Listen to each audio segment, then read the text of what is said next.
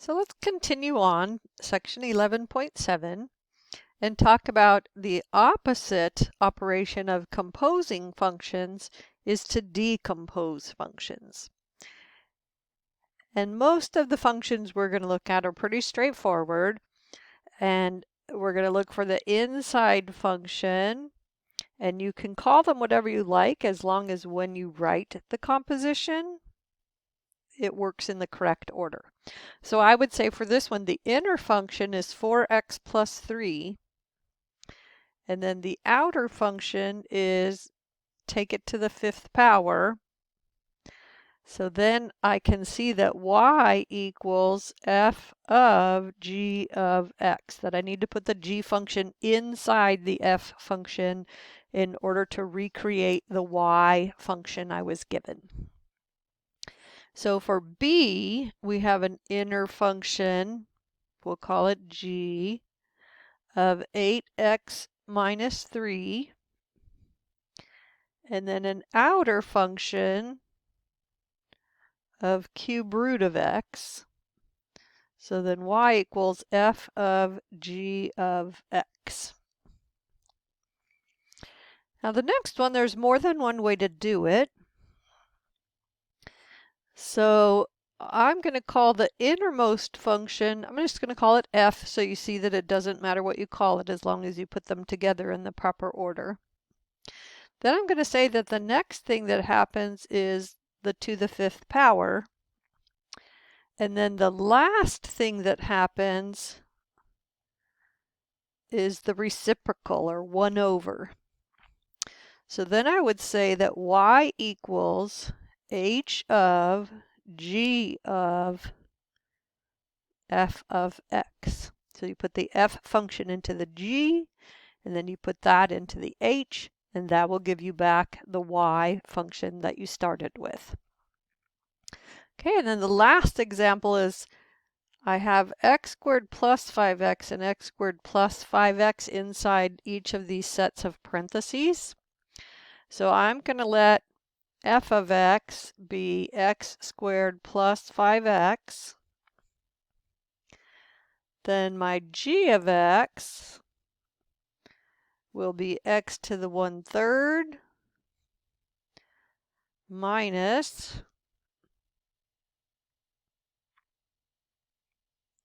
2x to the 2/3 plus 7. And my function y is going to be g of f of x. Okay, so the purpose for doing that review was so we could now talk about the chain rule, which is what you will need to find the derivative of composed functions. So I wanted to give you a couple of examples of a function of a function. If you talk about the volume of a sphere, say like a balloon, its volume depends on its radius. But if its radius is changing over time, then the volume, which is a function of the radius, is a function of time because the radius is changing as time changes. So it would be the volume as a function of the radius, which is a function of time. So spread of an oil leak is very similar because we're just thinking two-dimensional. An oil spill on a liquid makes very close to a perfect circle. So if this was a circle, I'd have that the area was a function of the radius, which is a function of time, so that you see that it's a composed function. Okay, so the chain rule says if I have a composed function and f is the outer function and g is the inner function, then the derivative of y is going to be the derivative of the f function, but don't change the inner function of g. Then it's going to be times the derivative of the g function. And again, this is not just a made-up rule that you have to learn that makes no sense. It's been proved that if you have composed function, this is how you get the proper derivative for it. So we get to just learn it as a rule, but in upper division math courses, you prove it. So I believe it because I've proved it. Okay, so the example A, I'm going to write it over here to the side where I have more space. Y equals 13x minus 3 to the 4th power. So my inner function needs to be named g so that I can match up to the rule as it's shown in your textbook. Then my outer function says, what do I do to that g function? Oh, I take it to the 4th power. So here's how the chain rule works. Y prime is going to be, let's do a little side exercise here that says, well, if f is x to the 4th, then f prime is 4x cubed. What this notation here says is f prime, but plug g in place of the x. So I'm going to have 4 times the g function of 13x minus 3 cubed. So I plugged the g function into the f prime function times the derivative of g. And then we shouldn't leave it in this order. We should combine the 4 and the 13 and write 52 times 13x minus 3 cubed.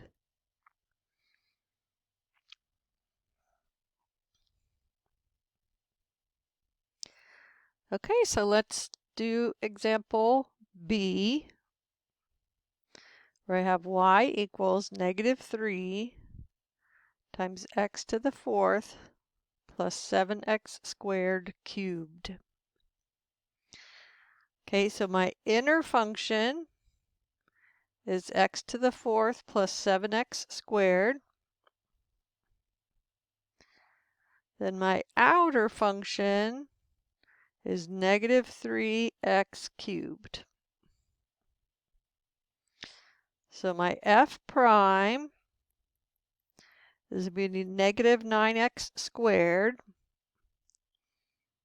And if I put the g function into f prime, I'm going to have negative 9 times the g function squared times the derivative of the g function.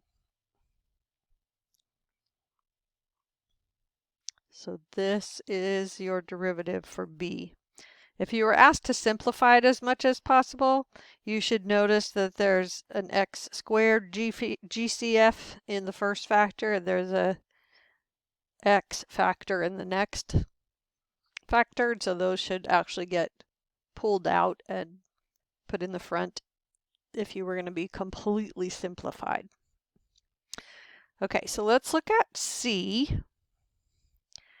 And my inner function is 5x squared plus 6x.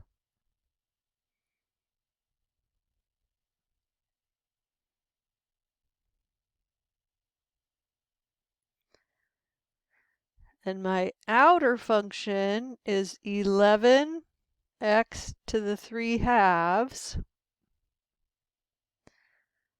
So then the derivative of f is 33 halves x to the 1 half. And then we take the g function and put it in place of the x in the f prime. So y prime is 33 halves times 5x squared plus 6x to the 1 half times the derivative of the g function, 10x plus 6. And again, if you were asked to simplify completely, you should factor out an x, factor out a 2. So let me demonstrate that on this one. You'd have 33 halves times x times 5x plus 6 to the 1/2 power. Then you'd factor out a 2 and have a 5x plus a 3.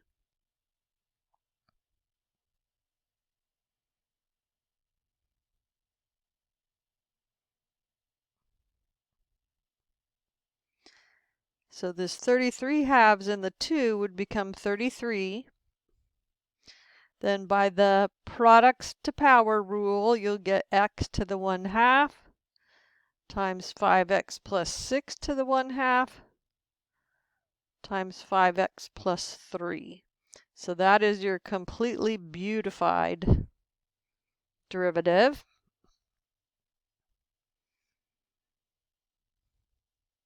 So let me go ahead and back up to B and talk about simplifying this one also. So you'd have negative 9 x squared times x squared plus 7, all of that squared, times you have 2x as a GCF and 7x squared. Whoops, not that many x squareds. You're going to have 2x squareds plus 7. So that's going to give you negative 9.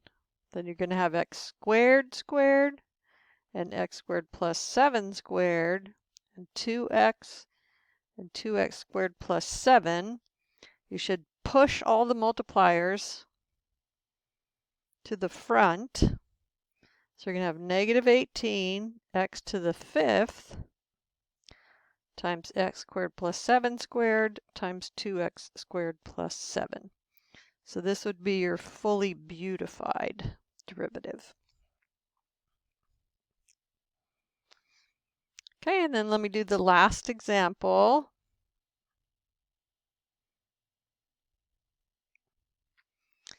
Where I have an inner function of x squared plus 4x and an outer function of negative 2x to the 1/2. So then the derivative of f is going to be negative x to the negative 1/2. And when I evaluate that with g of x put in there instead, I'm going to have negative x squared plus 4x to the negative 1/2. That's my f prime of g.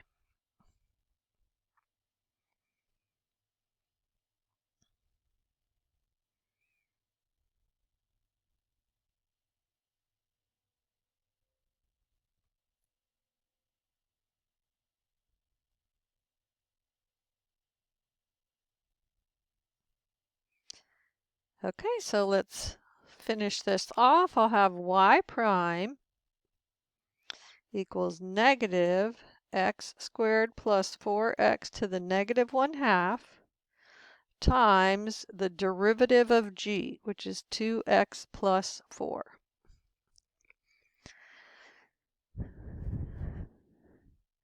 So I don't want negative exponents in my answer.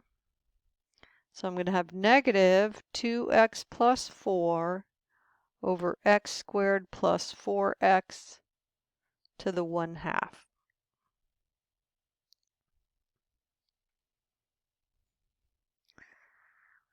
Okay, then I have a couple of examples where we'll use more than one rule. So the functions do get more complex and you could have to use 2 rules or even 3 rules to find a derivative.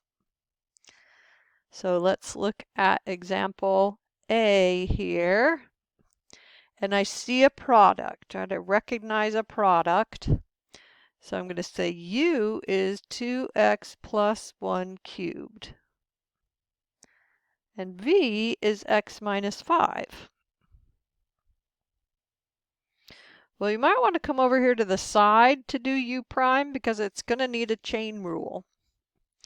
So let me write u up here, 2x plus 1 cubed. So you're going to have an inner function of 2x plus 1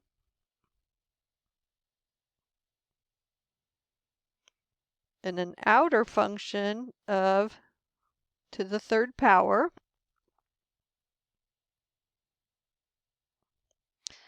So the derivative f prime of x is 3x squared. And so u prime is going to be 3 times, exchange the x for the g of x function, times the derivative of the g function. And then the v prime is a 1. So the product rule says crisscross multiply.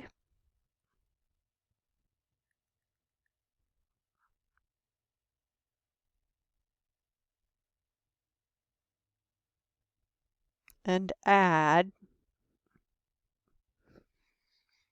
And you need to do some simplifying because you need to notice that this is two big terms, and a product is always going to have two terms because it's something plus something else. And you should look for the GCF of 2x plus 1. And then each of those terms has a 2x plus 1 squared within it. So then you're going to have 6 times x minus 5 left in the first term, plus 2x plus 1 left from the second term.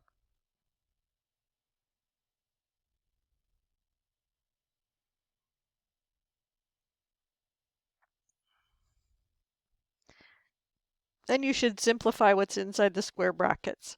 So you'll have 6x minus 30 plus 2x plus 1.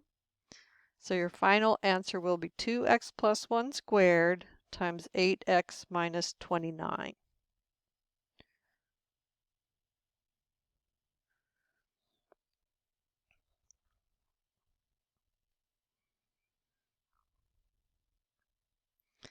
Okay, then let's look at B,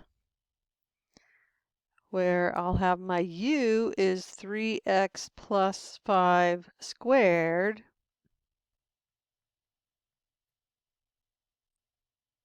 And my v is x plus 1 to the 1/2. Well, now these each need chain rules, so I'm going to come do them in an empty space over here. So I'm going to find u prime. So g, the inner function, is 3x plus 5. F, the outer function, is to the second power. So f prime is 2x. Then we're going to plug the g in there and say u prime is 2 times 3x plus 5 times the derivative of the g, which is 3.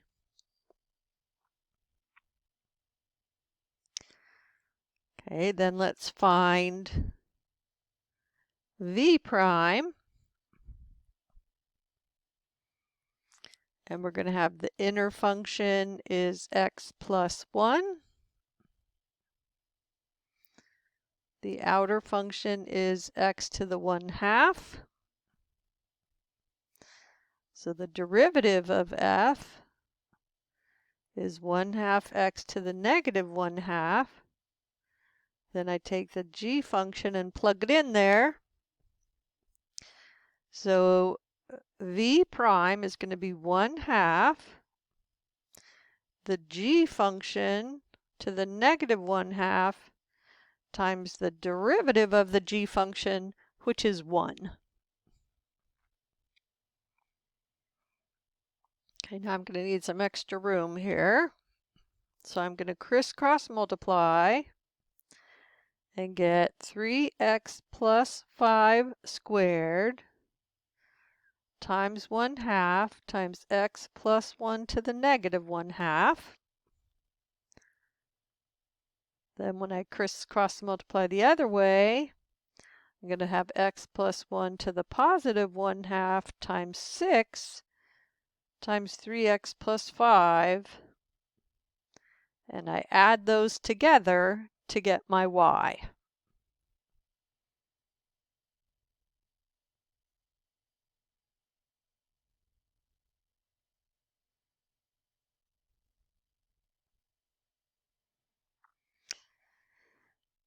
So again, this needs some simplification.